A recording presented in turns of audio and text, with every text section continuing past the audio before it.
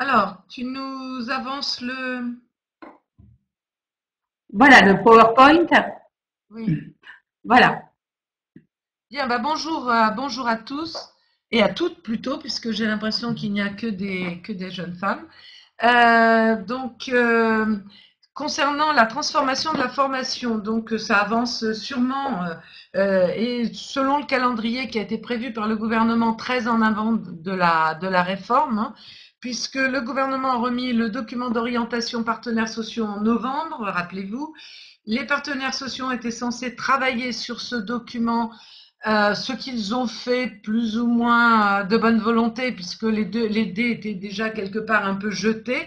Enfin, en février, il y a eu la dernière réunion paritaire des partenaires sociaux, donc qui a abouti sur l'accord national interprofessionnel du 22 février 2018. Alors, sur cet accord national interprofessionnel, on ne va pas beaucoup s'étendre puisqu'il est pas forcément totalement et sur des points en plus importants repris par la loi.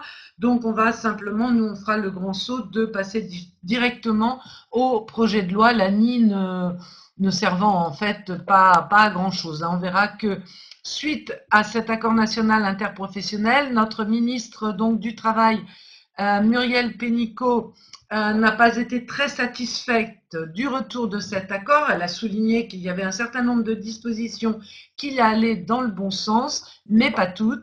Et donc, dès le 5 mars, elle a promis un grand bing bang de la formation professionnelle continue, où quelque part l'objectif c'est un peu de remuer pas mal, et de réformer un certain nombre de choses. On verra que ça commence par le compte personnel de formation, mais aussi par une transformation qui va aller être très importante au niveau des différents acteurs de la formation professionnelle. Les partenaires sociaux n'étaient pas allés assez loin à ce sujet-là. Selon Ensuite, elle. comment? Selon elle. Selon elle, oui, oui, selon elle. Et donc le 5 avril sort déjà un pré-projet de réforme, qui a dénommé la liberté de choisir son avenir professionnel, donc qui a été envoyé au Conseil d'État et qui a été présenté à la presse par Muriel Pénicaud, donc le 6 avril 2018. Ensuite, elle avait annoncé dès le 6 avril que le 27 avril serait présenté au Conseil des ministres le projet de loi, ce qui a été fait. Et donc ensuite, donc le calendrier du Conseil des ministres, il va être déposé à l'Assemblée nationale en juin, si je ne me trompe pas. Et puis ensuite, donc Sénat, et le projet de loi normalement devrait se transformer en loi si tout va bien, fin juillet 2018. Alors, ça sera malgré tout, on verra ça tout au long du webinaire, une entrée progressive en action, puisque seules certaines mesures vont s'appliquer dès 2019. On va attendre aussi déjà un certain nombre de décrets. Donc, on verra que certaines mesures pourront s'appliquer tout de suite, mais il y a aussi des mesures qui vont s'appliquer petit à petit, et on aura une mise en œuvre progressive jusqu'en 2021, à peu près, sachant même que sur la contribution formation, c'est plutôt 2024. Mais voilà, c'est un projet qui, bon, comme il y a des transformations structurelles importantes, ce projet va nécessiter aussi d'autres décisions et notamment la publication d'une ordonnance pour changer la gouvernance, et puis le mode de collecte de la contribution formation. Donc voilà pour un peu le calendrier. Donc nous en sommes. Le projet de loi est là et va être bientôt déposé à l'Assemblée nationale. Alors, Alors, c'est ce projet de loi qu'on va beaucoup commenter avec Christine pendant cette intervention. Je précise pour ceux qui n'ont jamais été avec nous sur un flash info que vous pourrez avoir les slides après. Donc, c'est pas obligé de tout noter. Si vous voulez, vous pouvez très bien imaginer ne prendre que quelques notes et derrière, vous aurez les slides envoyés. Il suffira de nous les demander sur commercial@talitia.fr. C'est plus simple. voilà. Alors, pour continuer, Céline, est-ce que tu peux nous dire quelles sont les mesures phares de cette réforme qui est dans le projet donc, de loi de Muriel Pénicaud? Alors déjà, on parlera pas de réforme, on parle de transformation. Il paraît que dans le monde actuel, ce mot a beaucoup plus d'importance parce que ça réforme pas, c'est une continuité par rapport à ce qu'il y avait, une meilleure adaptation. On verra quand même que ça change quand même pas mal la donne et que pour les différents acteurs, ça va modifier vraiment le paysage français. Donc, allez dire que c'est une transformation, mais un peu compliquée et un peu complexe. Pas sûr que ça sera pour aller vers le plus simple. En tout cas, ça va changer. On va d'un monde de mutualisation à un monde plutôt de libéralisme de la formation en termes d'organisation. Alors, comme l'a dit Christine, le principe de ce projet de loi, c'est de compléter plusieurs choses. Nous, on va s'intéresser qu'à la partie formation ce matin, mais dans le projet de loi pour la liberté de choisir son avenir professionnel, il y a la formation, il y a l'alternance et il y a aussi une partie sur l'assurance chômage. Il y aura une partie sur l'égalité homme-femme. Il devrait y avoir en plus des éléments, comme souvent d'ailleurs. J'ai entendu ce matin à la radio qu'il y a aussi une partie pour les handicapés. Voilà, sur le handicap. Et il y a aussi d'autres éléments qui vont être ajoutés. J'ai vu sur certaines. En gros, les choses qu'on n'a pas passées dans les ordonnances Macron, on risque de les passer dans cette partie de loi. Donc, c'est vrai qu'on se retrouve avec une loi qui va être gruyère avec pas mal de choses. Et c'est pour ça aussi que, comme d'autres fois, on risque d'avoir un certain nombre de décrets. Et on a, dans ce projet de loi, pas tous les éléments de réponse. On en reparlera sur les différents. Il n'empêche que Mme Pénicaud nous a donné ces 5 mesures phares qu'elle a présentées justement le 27 avril en mettant l'accent sur ces points-là. Alors, on en reparlera tout à l'heure plus précisément, mais déjà, elle nous annonce un compte personnel de formation monétarisé avec un crédit de 500 € par an pour tous les salariés et pour les salariés non qualifiés, un crédit en plus de 800 €. Donc, c'est 2 des mesures phares. On fera justement un grand focus sur le CPF pour vous expliquer tout ça. On nous annonce aussi une simplification. En gros, les entreprises ne payeront plus qu'une seule cotisation. Donc, on cumule enfin la contribution formation et la taxe d'apprentissage. Une seule cotisation payée à un seul organisme qui sera l'URSSAF. Donc, plus payée aux OPCA à terme. Puisqu'on va voir que ça va mettre un peu de temps avant d'arriver. Ça ne va pas se faire tout de suite. Le cadre légal n'est pas encore adapté aujourd'hui. On nous annonce aussi que les TPE-PME bénéficieront de la solidarité, donc il y aura quand même toujours une mutualisation, mais une mutualisation des grosses entreprises qui vont financer la formation des TPE-PME pour que justement ces salariés dans ces entreprises-là puissent avoir plus de formation. On vous expliquera tout ça quand on parlera du financement. Et l'autre grande mesure phare, elle n'est pas étonnante, c'est de travailler sur les demandeurs d'emploi et de leur donner plus d'accès, donc d'investir beaucoup sur ces demandeurs d'emploi en leur donnant des moyens de se former, de se reconvertir et d'aller vers les métiers où il y a de l'emploi. Voilà les grandes mesures phares. Alors justement, Christine, qu'est-ce que tu as retenu sur le CPF puisque c'est l'une des mesures phares? Alors, le CPF, on va même pouvoir parler de 3 CPF. Le plus important annoncé par Muriel Pénicaud, c'est le CPF monétarisé et individuel de l'individu, auquel toute personne active aura droit, à condition bien sûr d'avoir travaillé, mais plus forcément simplement en tant que salarié, ça pourrait être un travailleur indépendant ou autre. Donc tout le monde y aura accès. En même temps, parallèlement, tout le monde paiera, on se rassure par rapport à ça. Donc, le CPF monétarisé, mine de rien, c'est le fait de le monétariser c'est lui qui crée le grand bing bang de la formation professionnelle, puisque c'est ce qui va impliquer un changement énorme de pratique. Ce CPF ne passera plus par les OPCA, c'est-à-dire que les salariés auront un accès direct à ce CPF au travers donc d'une plateforme. Le CPF sera géré par la Caisse des dépôts et consignations, qui recevra pour ça une partie de la cotisation formation des entreprises et ils achèteront, on va dire, en ligne, comme on achète aujourd'hui une prestation, un restaurant, un hôtel et autres, eh bien il y aura un site qui sera une sorte de TripAdvisor de la formation où on achètera en ligne pour sa formation et on la paiera en ligne directement. Donc, il n'y aura absolument plus de lien salarié-entreprise par rapport à ça. Alors, bon, on peut se poser des questions aussi sur le CPF étant quand même à viser de tout le monde, comment vont faire les personnes les moins qualifiées ou les plus âgées? Est-ce qu'elles vont être capables de gérer ce CPF au travers simplement de la plateforme? C'est quand même une énorme transformation.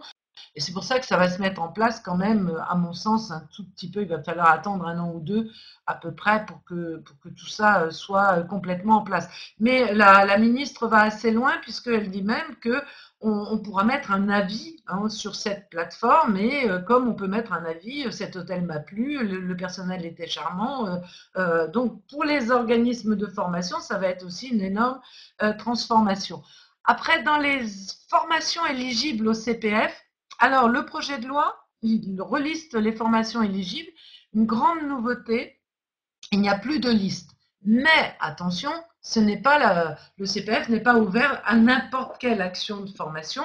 Il ne sera ouvert qu'à des formations qualifiantes, certifiantes, diplômantes, enregistrées soit au RNCP, comme aujourd'hui, mais un RNCP qui va lui être aussi revu en profondeur, soit à l'inventaire, qu'on appelle alors le fichier spécial ou quelque chose. Spécial, oui, mais voilà, il va être créé, il va être revisité et revu par les partenaires sociaux. Ça va être revu.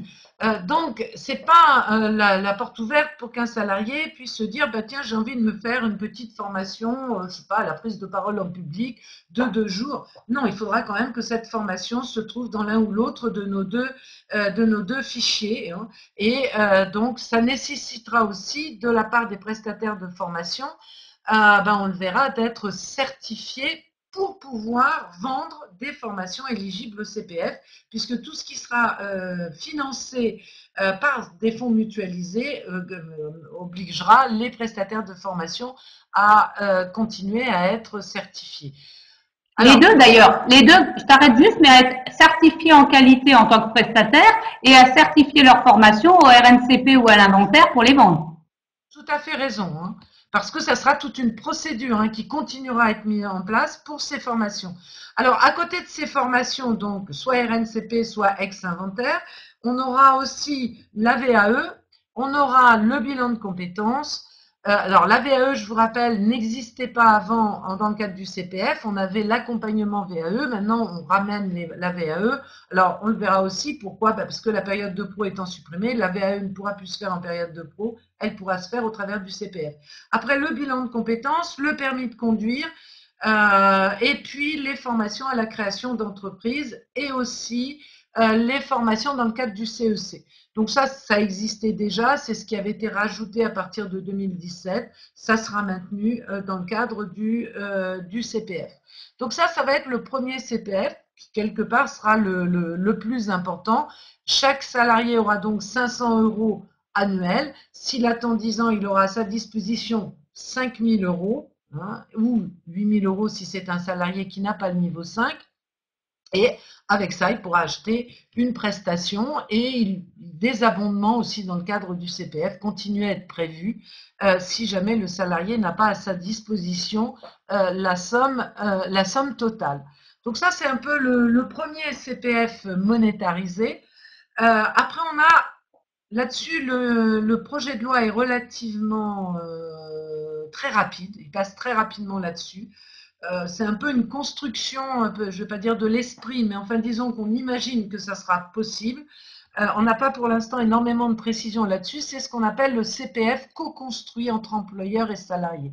Donc, le projet de loi l'effleure et on peut imaginer que pour vous, entreprise, sur des sujets, sur des projets, soit de réorientation, soit de nouveaux métiers, soit de nouvelles qualifications dans le cadre d'une GPEC un peu construite, vous pourrez monter de manière et co-construire avec vos salariés des parcours de formation. Donc, quand on dit co-construire, on imagine le salarié apportera son CPF en argent et l'entreprise complétera avec les fonds du plan de formation. Donc ça pourra être une des manières pour l'entreprise de travailler main dans la main avec ses salariés et aussi d'utiliser un peu des fonds mutualisés, car vous allez le voir tout au long du webinaire que les fonds mutualisés, pour l'entreprise, il va falloir vraiment changer sa manière d'approche. L'ingénierie financière est en train de mourir à petit feu, et vous n'aurez plus cette manière de faire qui est puisque j'ai versé aux OPCA, je vais essayer de voir comment récupérer. Non, il va falloir changer notre approche, puisque la récupération va devenir très très faible. Alors ce CPF co-construit, par contre, il est entièrement à construire, si je peux en parler ainsi, puisqu'il y a très peu de précision. On ne sait pas qui le cofinancerait, on ne sait pas comment ça se passerait. Donc, pour l'instant, dans le détail, c'est plutôt une vue de l'esprit. Alors, je t'arrête juste, Christine, comme tu parlais du CPF co-construit, il est aussi dit que dans l'entretien professionnel, le fait de faire du CPF co-construit serait un des critères. Donc, c'est vrai que ça peut peut-être être un des moyens de pousser certaines entreprises qui sont aujourd'hui en retard, d'aller utiliser ce critère. C'est le 4e critère qui nous est rajouté aujourd'hui. On nous avait rajouté, on n'avait que 3 critères dans la précédente loi. On nous rajoute un 4e critère, en fait, dans cet entretien professionnel, qui serait que l'entreprise devrait cofinancer, en fait, du CPF. Il faudrait qu'elle le cofinance à hauteur, en fait, à même hauteur que le salarié. Donc, en fait, ça nécessiterait d'aller faire au moins une co-construction à égalité. Donc, ça pourrait peut-être être un moyen de booster les entreprises pour faire du CPF co-construit. Oui, pour l'instant, la loi ne donne pas beaucoup de précisions, mais elle donne le grand principe. Donc, dans le grand principe, vous pourrez, dans le cadre d'une GPEC, c'est ce qui pourrait être intéressant, vous pourrez récupérer aussi effectivement une formation qui n'a pas été mise en place. Et donc, parce que Céline commençait à vous parler de l'entretien professionnel, c'est vrai qu'on verra que lui, il reste. Non seulement il reste, mais la pénalité, quand tout n'a pas été parfaitement fait, va rester elle aussi. Donc là-dessus, c'est quand même le principal risque que pourra courir l'entreprise si elle n'a pas respecté toute la procédure depuis donc 2014. Alors, bon, Sylvie nous pose une question. Sait-on si le demandeur d'emploi acquiert des euros aussi sur son CPF? Non, c'est toujours la même règle pour acquérir des droits en CPF. Il faut travailler. Donc, en fait, le demandeur d'emploi, il garde les droits qu'il a acquis en CPF. Donc, il gardera les euros qu'il a acquis sur son compte quand il travaille, mais il n'en acquiert pas quand il est demandeur d'emploi. Non, ça reste le principe de base. Bon, après, il y a une petite rubrique sur les salariés à temps partiel. À partir du moment où ils ont un mi-temps ou plus, ils auront les 500 euros annuels. À partir du moment où c'est en dessous du mi-temps, ils auront pro rata, donc ça sera le prorata, mais ça c'est souvent parce qu'on pense que ceux qui ont moins d'un mi-temps sont multi-employeurs et donc à partir du moment où ils sont multi-employeurs, ils ont le prorata du temps pour ne pas dépasser les 500 euros annuels. Alors Sylvie a lancé la valse des questions, donc c'est bien parce que les tas d'autres ont osé. Alors Patricia nous demande si les heures vont être transformées en euros. Oui, mais on ne sait pas encore le montant. On a entendu évoquer des montants à 10 euros l'heure, ce qui voudrait dire pas grand-chose par rapport aux 30 euros en moyenne aujourd'hui annoncés. Donc, donc c'est vrai que reste à savoir en fait à combien ça va être, mais elles seront transformées. Oui, moi j'ai entendu 14 euros. Enfin bon, pour l'instant c'est pas. Mais ce qu'on ne sait pas non plus, ce qui n'est pas très clair, je ne sais pas si toi tu l'as vu, Céline, c'est les anciennes heures de diff. Alors, il se peut aussi que le temps que tout ça se mette en place, on arrive en 2020 ou 2021 et que les anciennes heures de diff comme ça auront elles déjà disparu, donc ce qui pourra être à la limite plus simple à transformer. Mais c'est vrai que si on part sur 10 ou 14 euros, entre guillemets, un salarié aujourd'hui, il a intérêt à les utiliser maintenant que dans son OPCA, c'est à peu près à 30 euros en moyenne, qu'à les utiliser à 14 euros demain, même s'il n'est pas obligé de passer par l'OPCA. Enfin, c'est ma vision à moi, mais je pense que ils vont pas forcément être gagnants dans la transformation des anciennes heures en euros. Oui, ça c'est sûr. Alors, le petit bémol aussi, c'est qu'aujourd'hui, pourquoi les OPCA prennent en charge très très bien les heures de CPF, c'est tout simplement parce qu'il y a relativement peu de salariés qui demandent leur CPF.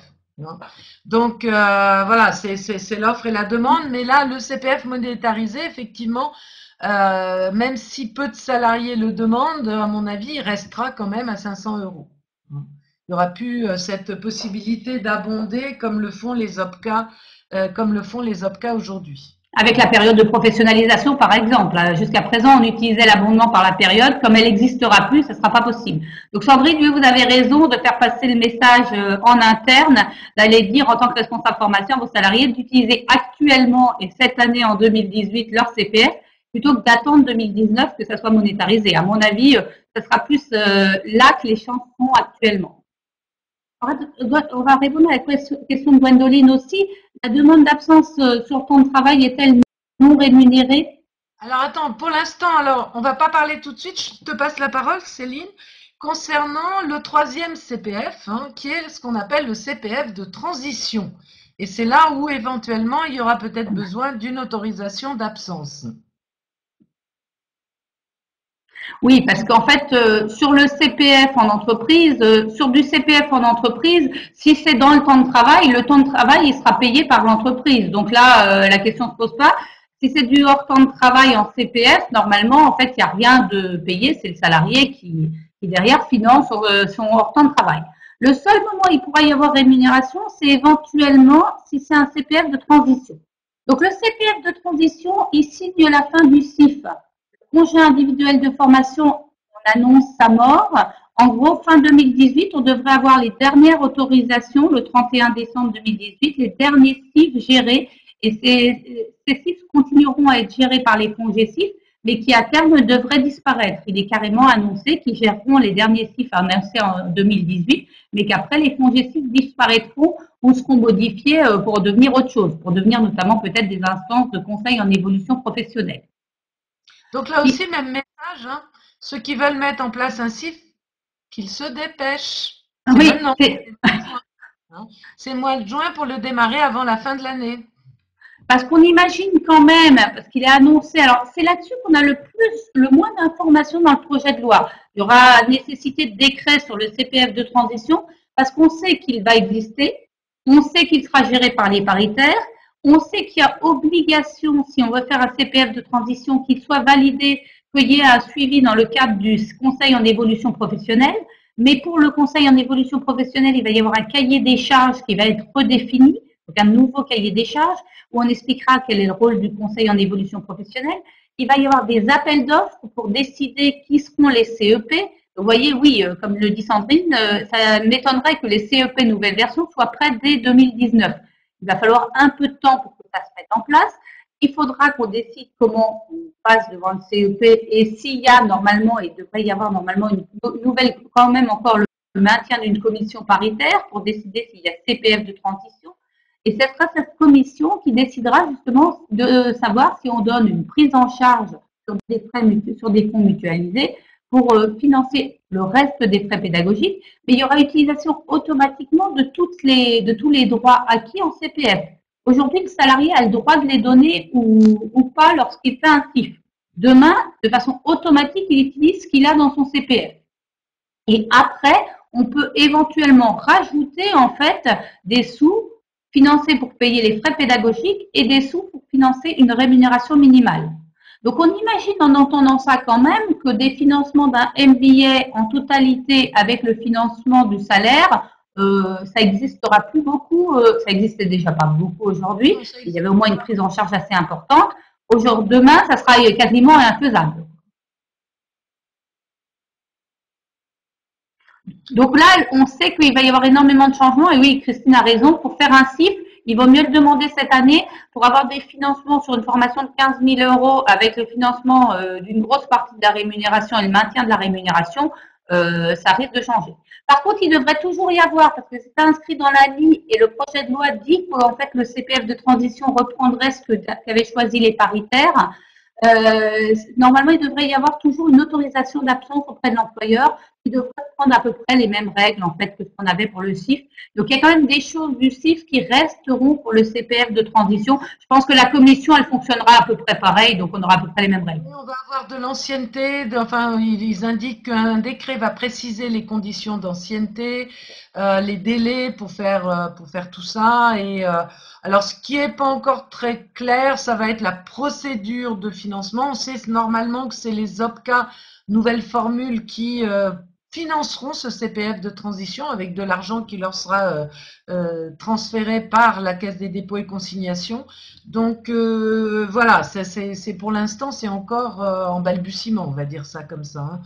Pour ça, celui qui a un vrai projet, qui sait exactement ce qu'il veut dès maintenant, qu'il lance son CIF le plus vite possible pour que celui-ci puisse être accepté avant la fin de l'année. En plus, peut-être que les fonds GESIF vont vouloir, comment je veux dire, utiliser tout leur argent disponible et seront peut-être assez généreux sur les prises en charge. Hein. Et après, Oui, parce qu'il est déjà dit dans le projet de loi que sinon ils le reverseront à l'État. c'est ça. Ça, c'est déjà prévu. J'adore toujours l'État qui prévoit toujours, s'il y a des deltas dessous, de les récupérer. De même que les biens du fonds GESIF repartent au domaine public. Oui, c'est ça. Tout ça, c'est déjà prévu. Faudrait pas oublier de racler les fonds de tiroir s'il y en a, ça serait dommage. Ramener à la formation professionnelle. On ne dit pas on va doter d'autres instances de la formation. Donc là, c'est l'État qui va récupérer effectivement tout ça. Donc ça sera une sorte de CIF aménagé, hein, ce CPF de transition. Hein. Bon, et Christine, pour le plan de formation, qu'est-ce qui change alors? Alors, sur le plan de formation, déjà son nom change. On ne va plus parler de plan de formation, mais ce plan de plan de développement des compétences. Bon, c'est une transformation, on peut dire peut-être mineure, mais ça veut dire ce que ça veut dire, c'est-à-dire que c'est un plan qui va viser à permettre aux salariés d'avoir les compétences dont l'entreprise a besoin. Donc, maintien pour l'employeur, donc ça c'est pas nouveau, de l'obligation d'assurer l'adaptation des salariés à leur poste de travail et de maintenir leur capacité à occuper un emploi. Par rapport à ça, donc un contrôle via l'entretien professionnel obligatoire et l'obligation de former sous peine de pénalité, donc pour les entreprises de 50 salariés et plus, comme on vous disait déjà avant. Alors, donc ça c'est pour l'entretien professionnel. On va voir que ça reste à peu près pareil. Simplement, on rajoute un élément possible en plus. Et donc, on a 4 éléments pour l'entretien professionnel, dont 2 s'imposent. Soit une formation, avoir fait une formation au moins pendant les 6 ans. D'abord, avoir fait ces 3 entretiens professionnels, hein, régulièrement et tous les 2 ans. 2, avoir que le salarié ait eu au moins une action de formation ou au moins une certification ou un morceau de certification, un bloc de certification, qu'il ait eu soit une augmentation de rémunération, soit un changement de poste. Hein. Mais attention, là, c'est toujours aussi flou, donc on n'a pas plus de détails par rapport à ça. On ne sait pas si les augmentations générales, on continue à penser que ça vaut. Par contre, que des augmentations dans le cadre d'une branche professionnelle, bon, ça reste toujours un sujet un peu épineux.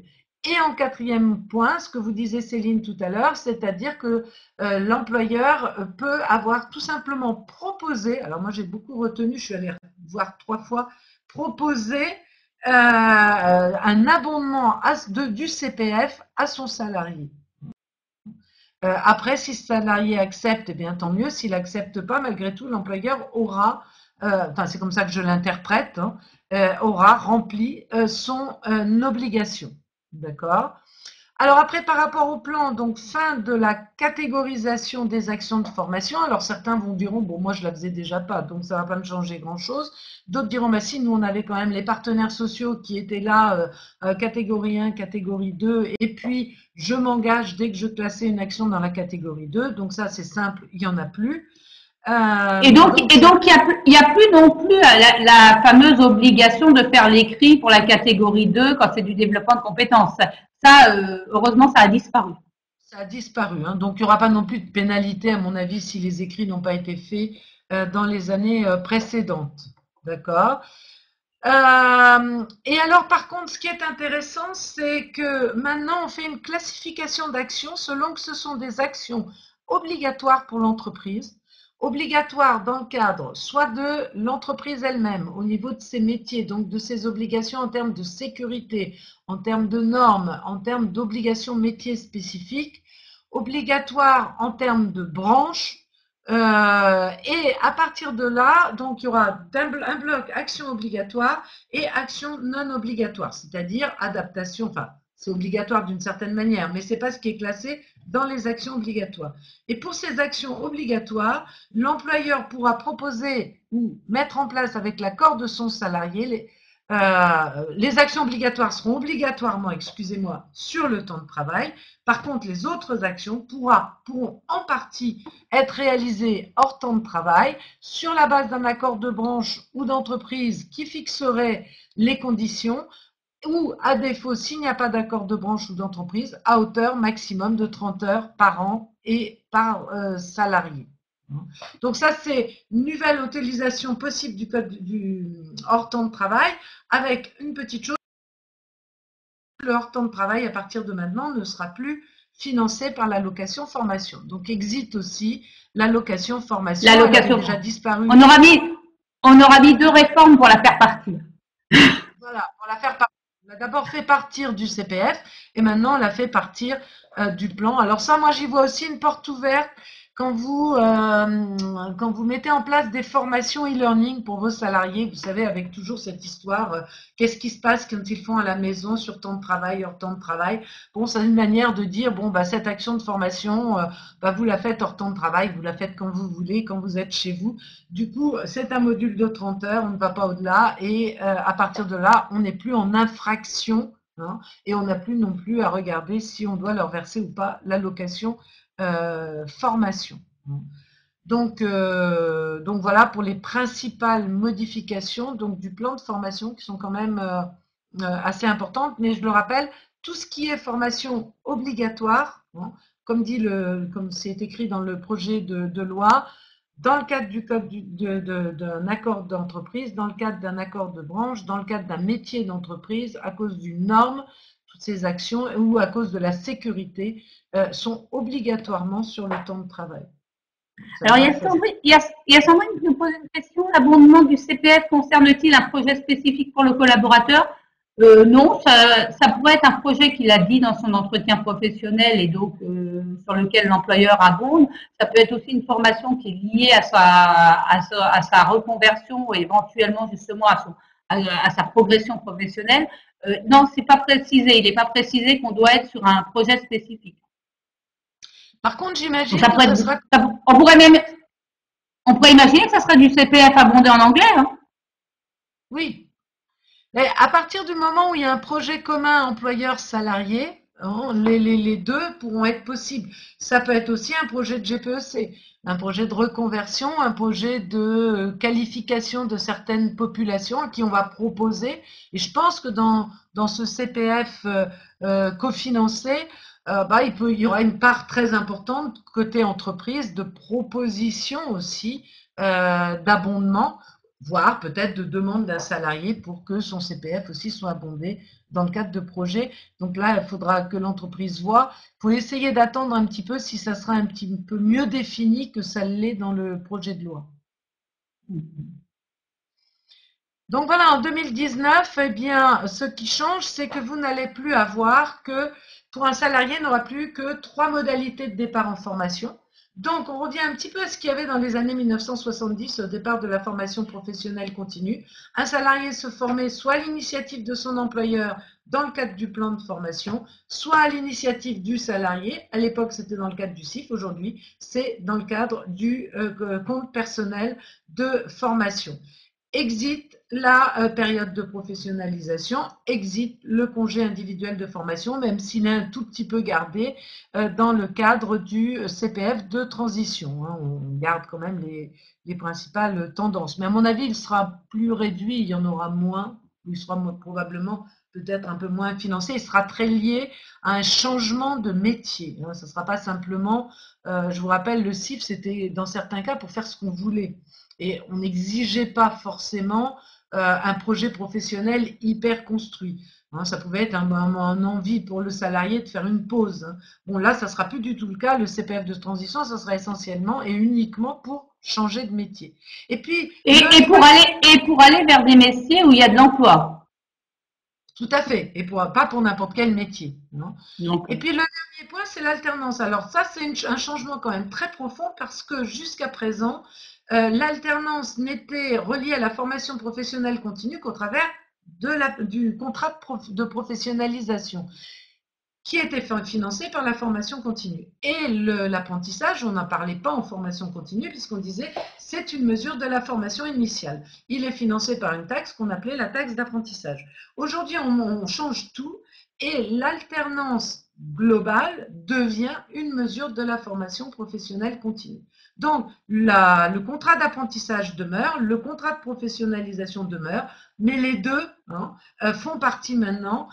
C'est une autre manière de se former pour un jeune qui arrive ou pour un demandeur d'emploi qui veut se réinsérer dans l'entreprise. Donc ça fera l'objet d'un autre webinaire, mais ce qui est important, c'est que ça fait partie donc de la nouveauté. Alors concernant l'action de formation, Céline, qu'est-ce que tu en retiens? alors déjà, on l'a demandé depuis des années en tant qu'expert, on voulait une nouvelle définition de l'action de formation. Ça y est, on a une nouvelle définition.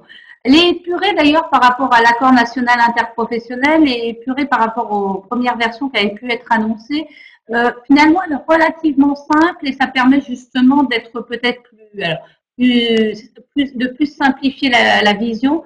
On nous définit l'action de formation comme un parcours pédagogique permettant d'atteindre un objectif professionnel. Donc, on montre bien quand même qu'on est dans le monde professionnel, que ça n'a pas des visées justement d'aller faire du massage, d'aller faire des choses un peu ésotériques à côté. En gros, le but, c'est vraiment, je vais faire ce parcours d'apprentissage pour aller atteindre un des objectifs. Donc, il faut bien aller atteindre une compétence à acquérir, parce qu'aujourd'hui, le mot compétence est partout dans la nouvelle loi. Hein.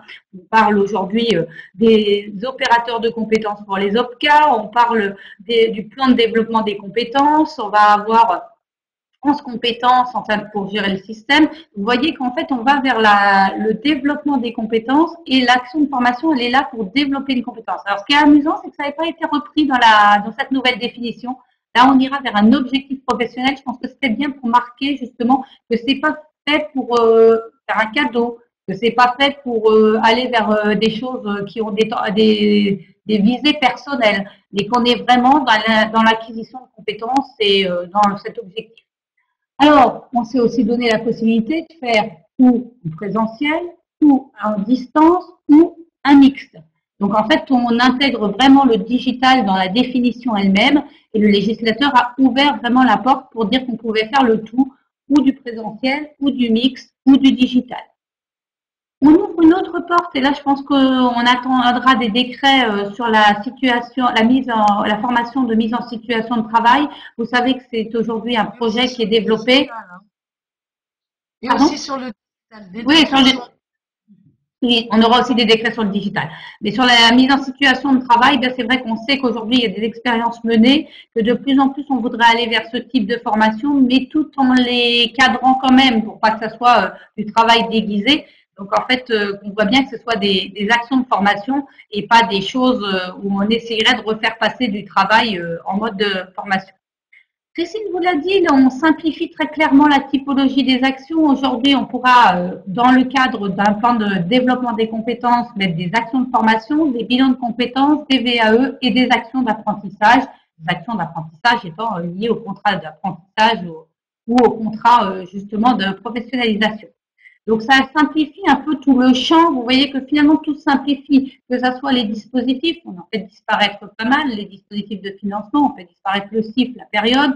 Et dans les actions de formation, la liste qu'on avait à la Prévert de tous les types d'actions disparaît aussi et est simplifiée en mettant actions de formation. On garde par contre, et là, Christine vous en a déjà parlé, cette distinction d'action obligatoire où celle-là, il y aura vraiment sur le temps de travail, avec maintien de rémunération, on ne pourra pas aller travailler sur du hors-temps de travail. Reste à savoir, parce que je suis un peu d'accord avec toi, Christine, là-dessus, ce qui est une action obligatoire reste quand même un peu flou, en fait. C'est pas très bien marqué, et je ne sais pas si on aura une circulaire ou si on aura des décrets dessus, et ça peut encore amener à discussion sur le sujet. On verra ça. Bon, moi, je trouve très bien qu'on ait une nouvelle définition de l'action de formation. On s'y perdait énormément. On a perdu tout le cadre juridique qui était très compliqué, hein, où on nous disait que l'action devait se faire avec des objectifs pédagogiques, avec un programme, etc., où on était très cadré, en fait, avec les différents éléments.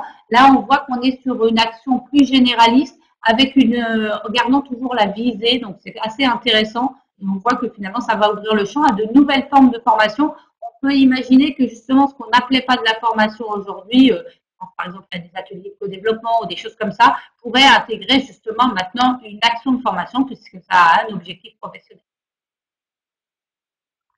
Oui, et puis bah, ça va amener aussi à repenser l'évaluation pour moi. Tu Mmh. m'entends? Oui, oui, oui. Oui. Oui, ben ça sera en plus, à mon avis, en lien avec la certification des organismes, je pense que ça aurait aussi un lien. Oui, et puis en lien avec un objectif professionnel, le fait de définir comme ça, pour moi, ça veut dire que pour vérifier qu'il y a bien eu action de formation, on verra si l'objectif a été atteint. Et qui dit objectif atteint dit évaluation. Donc, je pense que c'est des beaux jours pour l'évaluation. Alors, on verra après sous quelle forme. Alors, il y a Sandrine qui nous dit que la formalisation risque d'être plus compliquée. Pourquoi, Sandrine? Qu'est-ce qui vous paraîtrait plus compliqué en formalisation? Parce que normalement non, puisque justement, finalement, on simplifie même la notion de programme, etc. Où avant les OPCA insistaient beaucoup à avoir des trames très précises, des choses très précises, etc.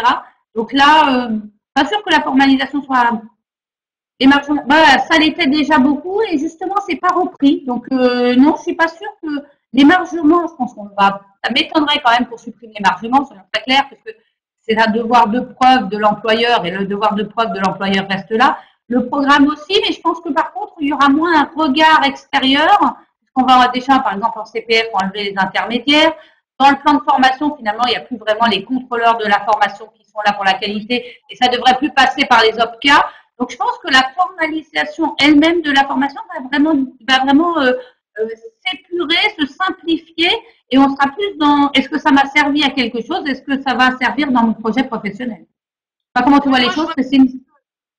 je vois plus ça comme mettre en place un process d'évaluation quand même simple, hein, c'est à la charge de l'entreprise qui permettra bah surtout pour l'entreprise d'évaluer si ces formations étaient utiles ou n'ont pas été utiles.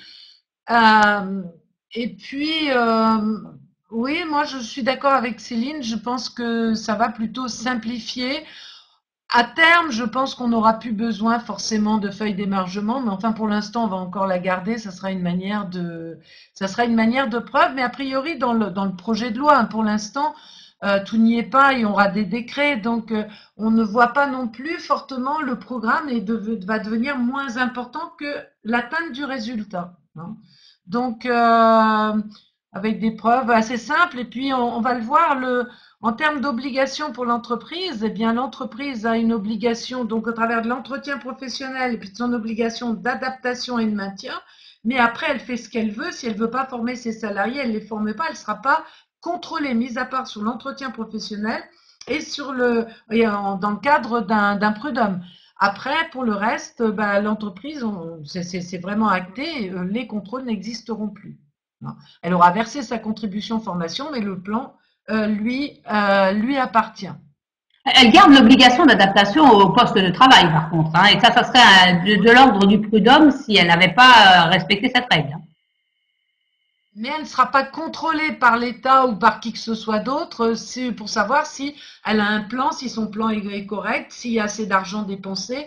Non, on estime que là maintenant c'est le chef d'entreprise est majeur, c'est lui qui mène son entreprise de la même manière qu'il a des budgets pour la communication, pour la production, pour le marketing. Eh bien, il a un projet, il a un budget pour la formation. C'est lui qui en est maître et c'est lui qui décide les sommes qu'il veut dispenser, sachant que après il a tout intérêt à avoir des salariés compétents, hein, et donc par rapport à ça de mettre en place les actions de formation qu'il faut, et c'est pour ça qu'on appelle le plan de développement des compétences et non plus le plan de formation.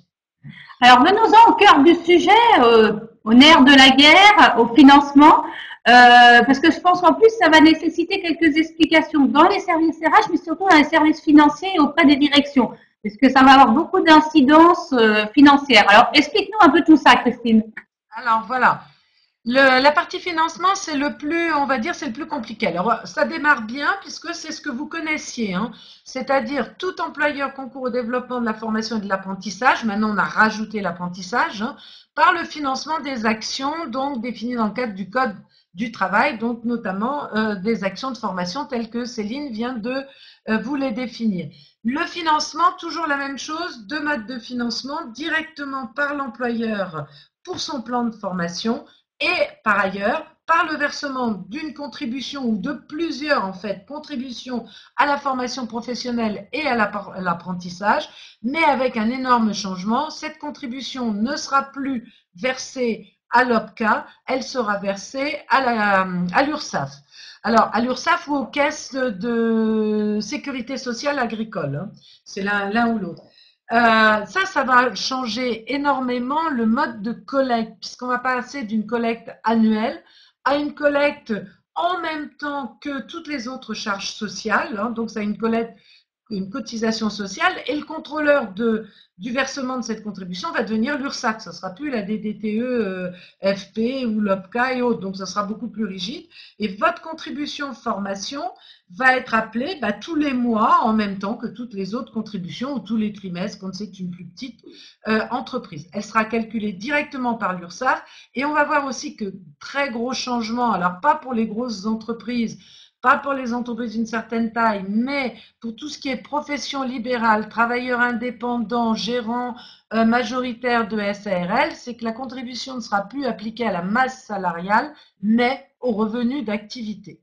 Alors là, pour les petits, ça va changer beaucoup parce que ça va être une augmentation considérable de taxes, hein. On avait une taxe à la formation qui n'était pas hyper élevée, mais personne ne se servant beaucoup des possibilités de la formation au niveau des indépendants et autres.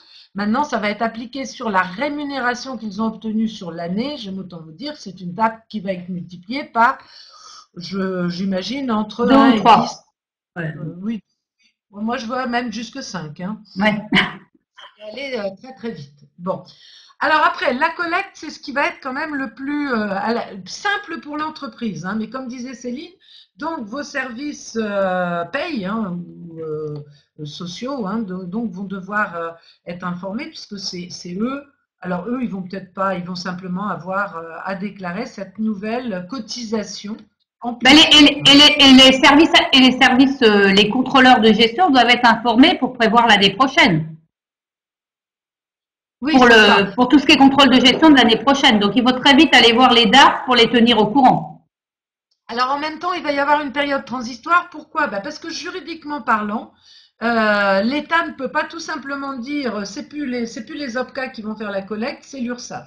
Pour confier cette collecte de la formation à l'URSSAF, il faut une loi, et avant la loi, on va passer par une ordonnance. Et donc le gouvernement s'est engagé à prendre par ordonnance à dire que ça va être l'URSSAF maintenant qui va être en charge de la collecte, et que cette ordonnance, elle va sortir dans les 18 mois qui suivent la promulgation de la loi.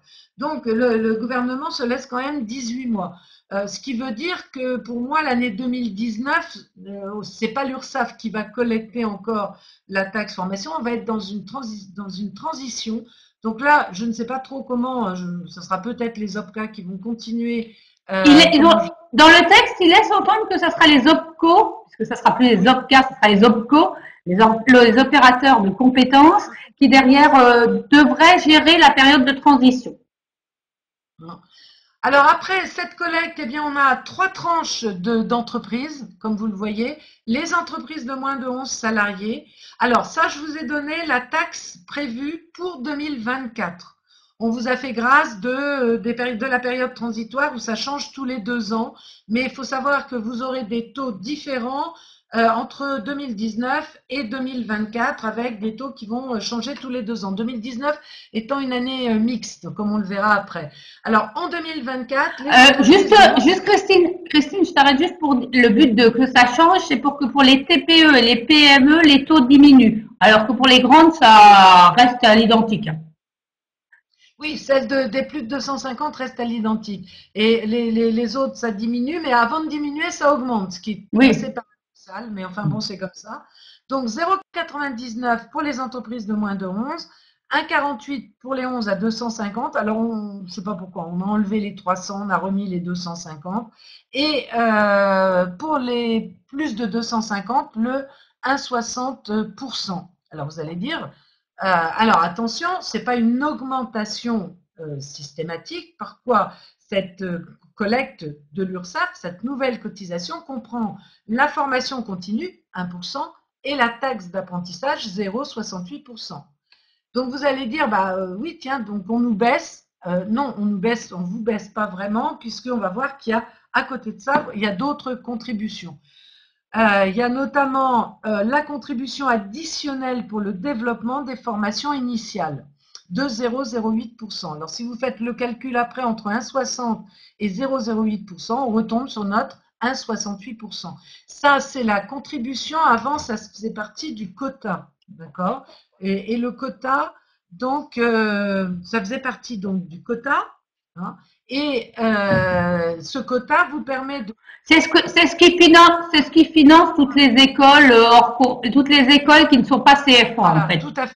Celles qui se battent et celles qui se battent et vous appellent toutes les 5 minutes pour avoir votre taxe d'apprentissage, c'est elles en fait qui sont financées par ces 0,08. Perdre. Hein. Pourquoi? Bah parce que le 0,08%, à mon avis, j'ai pas fait tous les calculs de manière exacte, mais à la louche, c'est moins important que ce qu'elle pouvait recevoir avant. Et dans le projet de loi, on liste déjà tous les établissements qui seront habilités à recevoir cette somme. Et a priori, cette somme, elle sera versée directement par l'entreprise aux écoles choisies. Hein. À côté de ça, bah, reste en place la contribution financière à l'alternance. C'est plus à l'apprentissage, c'est à l'alternance. Donc, pour toutes les entreprises de plus de 250 salariés qui ne remplissent pas leur quota d'alternants, le quota d'alternants étant, je vous le rappelle, de 5%. Donc ça reste en place. A priori, ça n'a pas l'air de devoir être modifié dans le calcul. Et enfin, quatrième cotisation, le CPF des CDD. Donc là, vous aviez avant un 1% CIF CDD, bien maintenant on a un 1% CPF des CDD. Ça aussi, celui-là, on ne sait pas trop. Je pense que ce sera peut-être l'URSSAF. Je ne sais pas exactement qui va le collecter. Alors après, ce qu'on peut voir, c'est que le collecteur, c'est l'URSSAF. Mais là, ça reste un peu compliqué, c'est-à-dire que l'URSSAF va redistribuer ces sommes.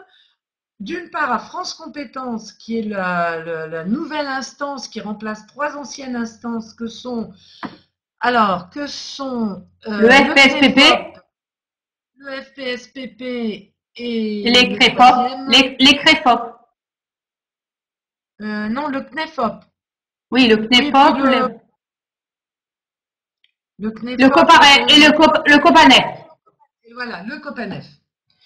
Hein, et donc, France Compétences, comme vous le voyez, elle va ressaucissonner. Alors, pour l'instant, on n'a que les gros taux, hein, les grosses parties de cette taxe, et elle va ressaucissonner pour reverser notamment une partie de cet argent pour les CEP, hein, pour le CPF de transition, pour les TPE-PME.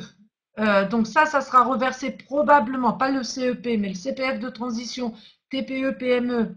Alors, pardon, le CPF, pardon, je me suis trompée. Le CEP sera versé à toutes les instances qui vont gérer les CEP. Donc on verra peut-être si ça va être rechangé. Le CPF, c'est le CPF individuel. Donc ça va être versé à la Caisse des dépôts et consignations. Les TPE-PME inférieurs à 50 salariés, ça sera reversé aux OPCO. Et la formation des demandeurs d'emploi sera reversée à l'État. Et donc, au travers d'un décret, on devrait savoir un peu quelle va être la partie de cette contribution, de cette sous-contribution qui sera reversée à chacun des interlocuteurs. Et après, il y a un solde de cette première partie versée à France Compétences, qui sera, elle, envoyée directement aux OPCO, agréés branches ou interpro. Alors pourquoi on parle d'OPCO? Parce que les OPCA vont disparaître, hein, sont censés se regrouper au travers de filières de métiers et vont devenir ce qu'on appelle des opérateurs de compétences, et on espère n'en avoir plus que 10, hein, c'est ce qu'espère le gouvernement. Les OPCO donc seront habilités, recevront ça notamment pour financer les CPF de transition. Il y aura une partie aussi du solde qui sera donnée à France Compétences, qui fera de la péréquation des fonds, hein, alternance région, et puis même chose le CEP.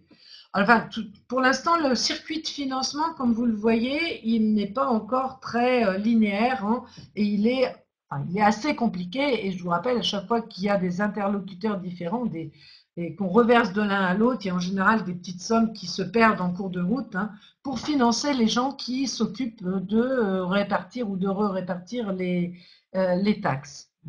Donc voilà, ça sera à voir. On le voit d'ailleurs dans les textes. On le voit d'ailleurs dans les textes quand on lit le projet de loi. Déjà, c'est une partie importante. Ça prend énormément de pages dans le projet de loi.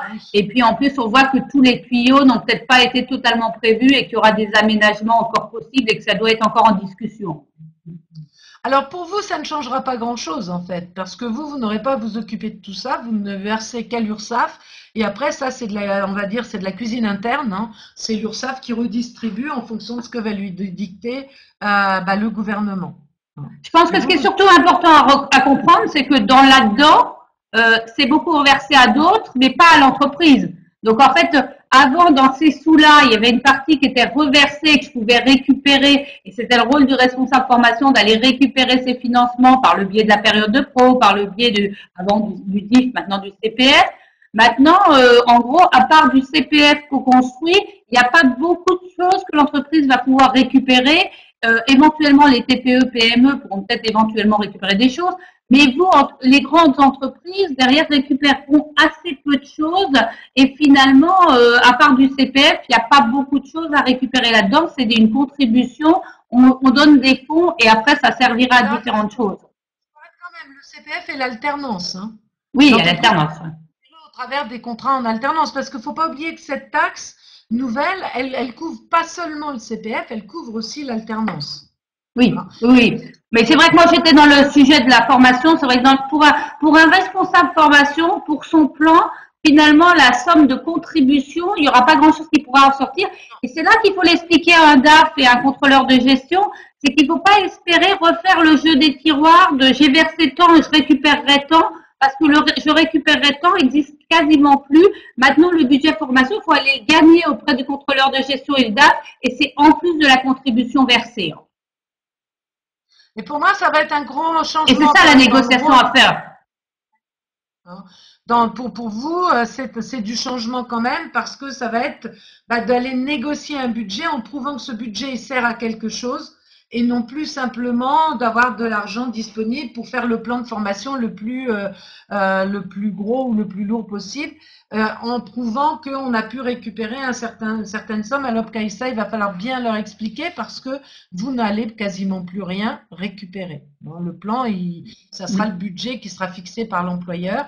Par contre, votre plan, donc, il est en principe plus géré par l'OPCA, sauf si vous souhaitez que le futur OPCO continue à vous le gérer, mais ça sera plutôt dans le cadre d'une sous-traitance, ou sauf, donc les versements volontaires, malgré tout, restent inscrits dans le projet de loi, et sauf si la branche remet du conventionnel obligatoire. Alors moi, j'ai lu que certaines branches, comme elles voulaient garder leurs acquis, allaient remettre du conventionnel obligatoire. Donc dans ce cas-là, l'entreprise, elle aurait à la fois une contribution sur laquelle elle ne récupère rien, mais elle aurait du plus à verser en plus du 1,60, par exemple pour une plus de 250, dans le cadre d'une branche, à un OPCO, et dans ce cas-là, elle aurait à continuer à travailler avec son OPCO sur les formations habilitées dans le cadre de la branche. Ça sera peut-être en phase pendant quelques années pour permettre à certains OPCO de continuer à vivre.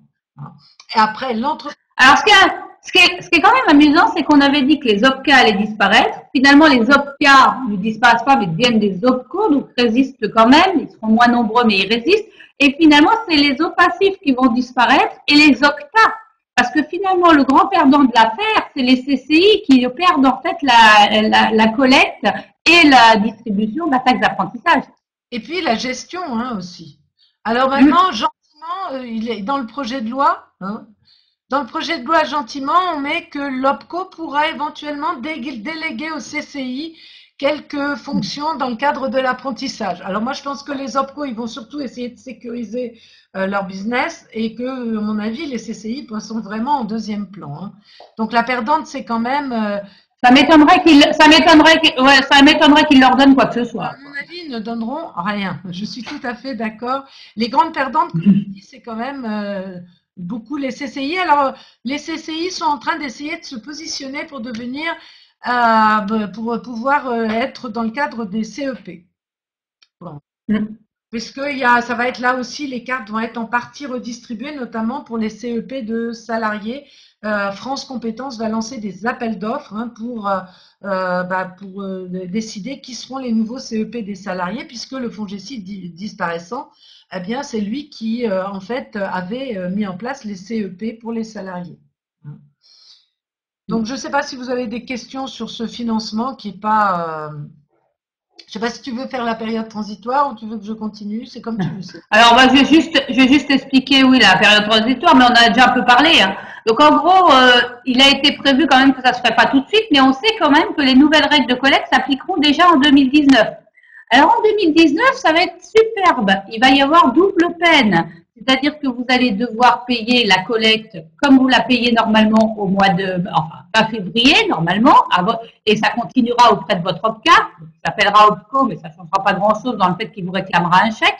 Et que ce chèque, il faudra que ce soit la taxe d'apprentissage et la collecte de la formation continue.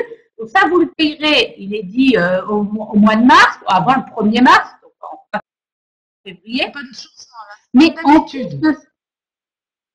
Oui, ça c'est pareil, sauf qu'en fait, c'est obligatoirement de payer à l'OPCA aussi la taxe d'apprentissage. Avant, on ne payait pas forcément, on avait encore le choix. Et en plus de ça, commencera à partir du mois de janvier la collecte tous les mois, qui se fera en fait sur la masse salariale qui aura été donnée. Et donc, en fait, il va y avoir double collecte sur l'année 2019. Et c'est là-dessus que c'est pour ça qu'il y a eu des taux de transition pour que ça fasse quand même pas trop élevé, parce que sinon ça aurait pu faire très élevé, notamment pour les TPE, PME. Oui, la deuxième collecte de 2019 ne contient que la formation continue. Il n'y a pas la taxe d'apprentissage à verser. Donc c'est 1% pour tout le monde et 0,55 si je me souviens bien pour les moins de 11. Par contre, moi, la question que ça me pose, c'est puisque l'URSSAF ne sera pas encore en place, à qui l'entreprise va verser et est-ce qu'elle va verser tous les mois ou est-ce que vous allez avoir un régime transitoire qui voilà, ça là-dessus je ne sais pas. Ce qui est et c'est pas encore et c'est pas clair du tout dans le projet de loi parce que je pense qu'ils savaient pas trop comment le faire. Il y aura les deux contributions en 2019, mais je ne sais pas qui collectera la deuxième. Je pense que ça sera encore les OPCO. Maintenant tous les mois, ça me semble un peu particulier, donc je ne sais pas. Ça, là, pour oui, je vois. Et je vois pas, parce que normalement, à terme, le but, c'est que ça se fasse par le biais des DSN. Or, pour l'instant, en fait, les OPCA n'ont pas accès au DSN. Et ça m'étonnerait qu'on leur donne accès comme ça, puisqu'en fait, en plus, il y aurait des sujets RGPD et autres de confidentialité des données. Donc, je sais pas. Là, on verra ce qui va se mettre en place. Mais soyez attentifs, puisque normalement, il y a effectivement, comme dit Céline, double peine. Hein. Et donc ça, c'est important d'aller commencer à en parler à vos contrôleurs de gestion et à vos services financiers parce que ça va jouer sur l'année prochaine et comme autant les prévenir à l'avance parce que sinon, ça jouera sur votre plan de formation, votre plan de développement de compétences parce que vous aurez forcément derrière à ce moment-là les sous en moins et ils vont partir de quelque part. Bon, ça veut dire que l'année prochaine, vous n'aurez peut-être pas un plan très élevé à mener. Bon, moi, je pense qu'on a à peu près fait le point sur ce qu'on a lu, nous, dans le projet de loi. Peut-être qu'il y a-t-il des questions ou des choses qu'on n'a pas suffisamment précisées. On peut aussi donner la parole à l'un ou l'autre. Hein. Je ne sais pas si vous avez des questions. En synthèse, si on veut, si vous voulez, si on résume, hein, l'impact pour vous, qu'est-ce qu'il y a? D'abord, il faut être vigilant pour voir quels vont être les décrets qui vont, quand on va sortir la loi exactement, quels vont être les décrets qui vont sortir. Comme disait Céline, vérifier avec vos contrôleurs de gestion, leur expliquer que les règles de la collecte vont changer. Euh, Allez aussi voir vos DAF pour commencer à montrer que le plan de 2019, c'est un plan euh, pour lequel on ne récupérera quasiment plus rien, d'autant plus que CPF de transition, tout ça, à mon avis, 2019, tout va se mettre en place quand même de manière assez lente. Hein. Moi, je vois mal que tout sera efficace et en place le 1er janvier 2019. Hein. Je ne sais pas ce que tu en penses, mais ce qui est sûr, c'est que 1er janvier 2019, les périodes de pro auront disparu, le CIF aura disparu. Donc voilà, on aura peut-être un CPF qui marchera qu'à un cas an et une contribution, on ne sait pas encore trop sous quelle forme celle de 2019 sera récupérée. Donc il y a quand même pas mal de changements hein, par rapport à tout ça. De l'important cette année d'essayer d'utiliser au maximum ce qui peut exister. Je veux dire, si vous avez des parcours à mener et qui sont certifiants, faites-les le plus vite possible en période de professionnalisation. Si des salariés voudraient un CIF, conseillez-leur d'aller faire ça rapidement. Et pareil, comme l'a dit très bien Sandrine tout à l'heure, préconisez bien auprès de vos collaborateurs le CPF, utilisez-la parce que les conditions seront clairement meilleures aujourd'hui qu'elles ne seront demain. Donc, et surtout si vous voulez un peu en tant qu'entreprise inciter vers certains projets de formation en CPF, c'est maintenant qu'il faut le faire plutôt que demain. Il y a Sandrine qui nous dit, au-delà de l'impact sur l'ingénierie financière, on passe à une vraie gestion des compétences. Il faut obligatoirement un SIRH. Oui, je pense que c'est surtout pour le suivi, notamment aussi en lien avec l'entretien professionnel. Le SIRH devient important pour faire une traçabilité. De toute façon, ça devient un vrai sujet au quotidien, pas forcément dû à la loi d'ailleurs, mais plus dû aux prud'hommes et aux difficultés qu'on peut avoir aujourd'hui. Il y a une importance de la traçabilité des données et là, le SIRH, à mon sens, a un vrai intérêt. Parce que tu en penses, Christine? Tout à fait. Mais bon, après, ça dépend de la taille de l'entreprise aussi. Hein. Je ne sais pas dans quel type d'entreprise vous êtes. Mais oui, c'est forcément une TPE aura pas besoin d'un SIRH. Le tableau Excel suffit encore largement. Mais par contre, pour un gros groupe, oui, n'importe. Sandrine est chez Arvalis. Oui, on avait pensé qu'avec la nouvelle réforme, l'entretien professionnel ou ses obligations allaient disparaître. En fait, pas question, il est vraiment maintenu, renforcé, et le contrôle risque d'être via l'URSSAF. Donc, ça risque d'être beaucoup plus ennuyeux hein, que oui, le non-paiement par l'URSSAF, il se voit beaucoup plus vite que le non-paiement par un contrôleur, en fait. Donc, en général, la lettre n'attend pas et le mois d'après, vous avez tout de suite la lettre. Donc, on le voit avec les DSN. Donc, c'est vrai que je pense que le non-paiement par des entreprises n'existera pas. Ce qu'on n'a pas dit aussi, c'est que, parce qu'on n'a pas beaucoup parlé apprentissage, mais normal, beaucoup d'entités qui étaient exonérées de taxes d'apprentissage vont re-rentrer dans le champ. Hein. ça, c'est important. On accroît finalement pas mal d'entreprises. Finalement, très vite, on fait pareil pour tout le monde, pour simplifier, mais aussi pour agrandir le gâteau. Ah bah oui. C'est vrai si vous travaillez dans des cabinets d'avocats, dans des professions libérales et autres, c'est vrai que la taxe formation va augmenter considérablement quand même. Hein, parce que vous allez avoir toutes les rémunérations des dirigeants non salariés qui vont être dans l'assiette. Donc, alors qu'avant, ils payaient 90 euros, enfin 40 euros d'abord et puis ensuite 90 euros, maintenant, ça risque d'être aux alentours de 500 000 euros.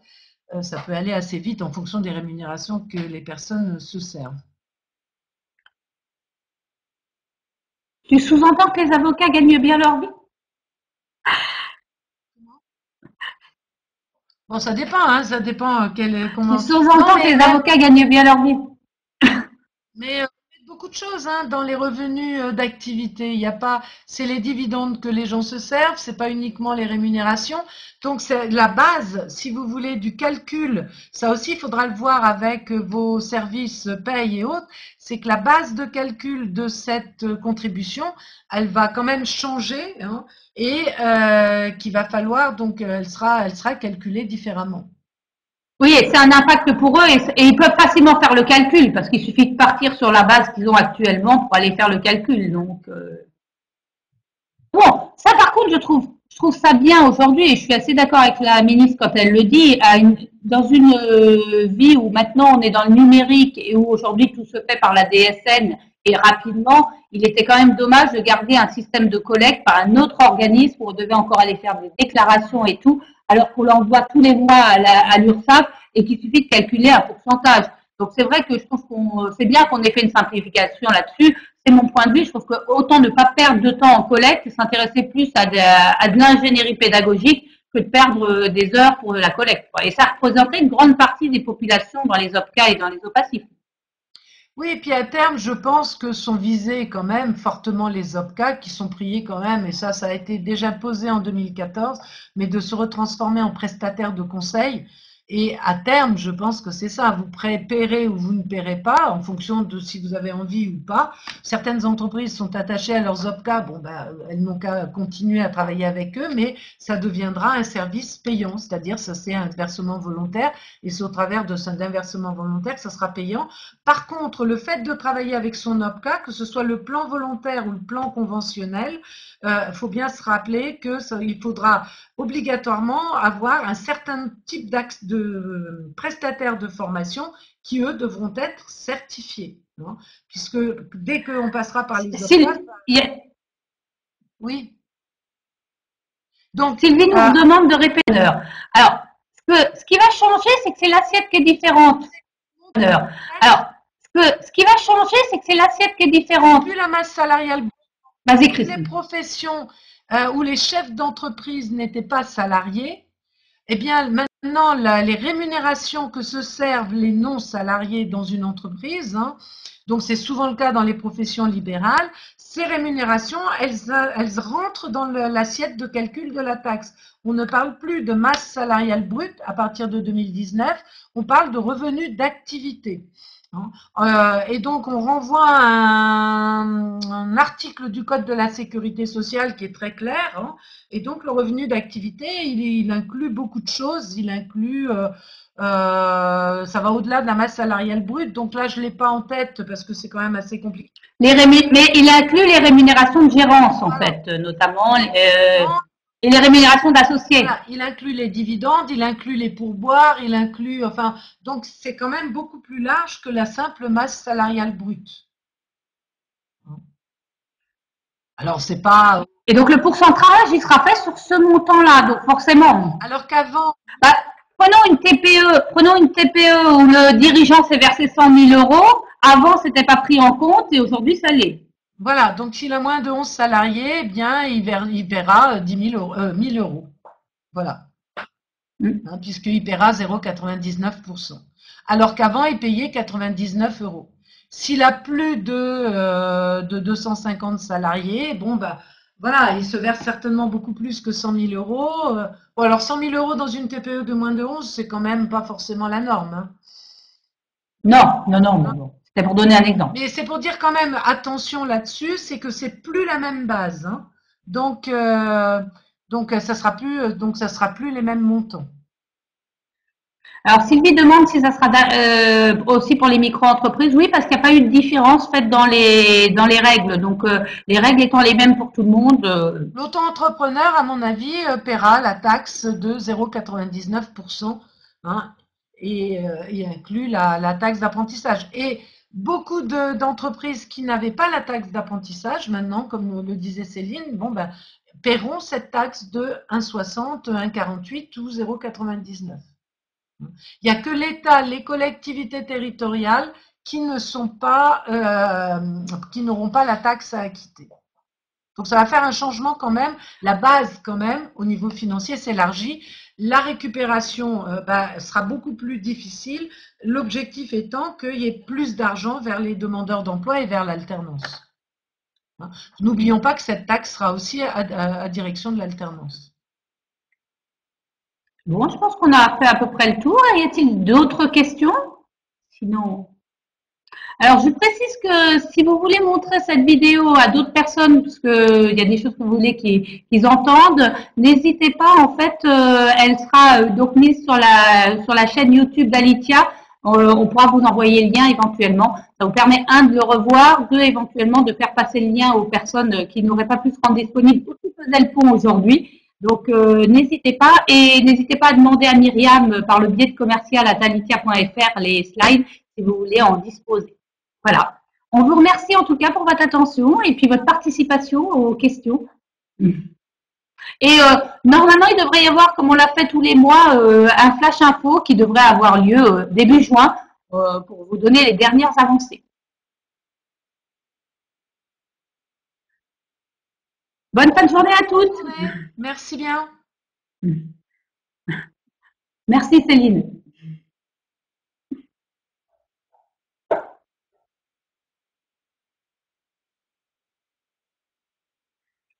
Christine, je t'appelle par le fixe. Tout à fait.